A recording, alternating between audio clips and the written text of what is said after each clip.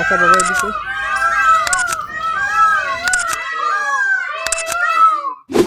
হে প্রিয় মানুষরা, কি অবস্থা সবার? আমি জেহাসান, তোমাদের ভাই বন্ধু। এখন রয়েছে কিন্তু বাংলাদেশের জাতীয় চিড়িয়াখানায়। ঠিক পিছনেই কিন্তু শুনতে পাচ্ছ ডাকটা, নীল ময়ূরের বিশাল একটি খাঁচা। সেই খাঁচায় কিন্তু বিভিন্ন জাতের যে নীল ময়ূরগুলো আছে সেগুলো কিন্তু সংরক্ষণ করা আছে। বিশাল বিশাল সুন্দর সেই ময়ূরগুলো তোমাদেরকে দেখাচ্ছি। ওরা কিন্তু ডাকতেছে, মানুষজন আসতেছে, ওদের পাখনাগুলো মেলে দিচ্ছে।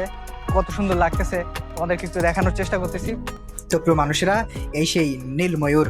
এদের মূলত ভারত, নেপাল, বাংলাদেশ, মিয়ানমার এবং শ্রীলঙ্কার বেশ কিছু অঞ্চলে দেখা মেলে।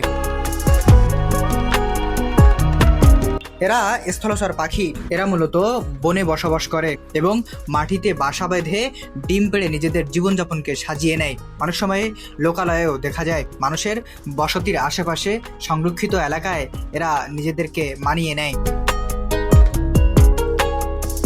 এরা নিজেদের ভাবমূর্তি, অবস্থান জানান দিতে ব্যবহার করে নিজস্ব ভাষা বা ডাক, যেগুলো শোনা যায় এমন।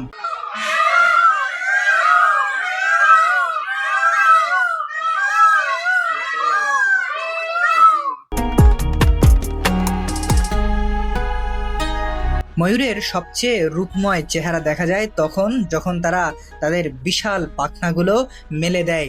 তবে তাদের এই পাখনা মেলে দেওয়া সম্পূর্ণ তাদের নিজস্ব মনোভাবের উপরেই নির্ভর। সাধারণত স্ত্রী ময়ূরীরা কখনোই পেখম মেলে না।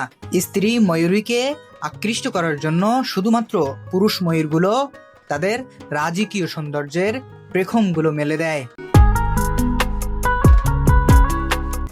স্ত্রী ময়ূরী দেখতে পুরুষ ময়ূরের তুলনায় কিছুটা ছোট এবং কম উজ্জ্বল রঙের হয়। তাদের শরীর সাধারণত বাদামি বা ধূসর রঙের হয়, যা তাদের বাসা বা ডিম রক্ষার সময় ছদ্মবেশে লুকিয়ে থাকতে সাহায্য করে। স্ত্রী ময়ূরের রঙিন পেখম নেই, তবুও অনেক সময় তারা পাখা মেলে দেয় অন্য পাখিদের ভয় দেখাতে বা নিজেদেরকে রক্ষা করতে। তবে তা পুরুষ ময়ূরদের পেখম মেলার মতো রাজকীয় ভাব আসে না।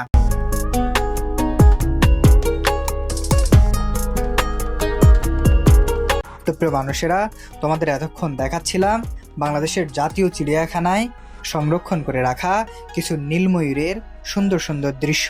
ময়ূরের এই সুন্দর দৃশ্য নিয়ে আরও রয়েছে নানান আলোচনা, নানান লেখালেখি। সাংস্কৃতিক অঙ্গনে এর নানা বাগধারা, প্রবাদ, অনেক সাহিত্য রচনা, কবিতা রয়েছে। ময়ূরকে নিয়ে খুব ব্যবহৃত কয়েকটি প্রবাদ আপনাদেরকে শোনাই। কাক ময়ূরের পালক গুজলেই ময়ূর হয় না, নিজ পেখম দেখে ময়ূর নিজেই লজ্জা পায়, মেঘ দেখে ময়ূরের নাচ।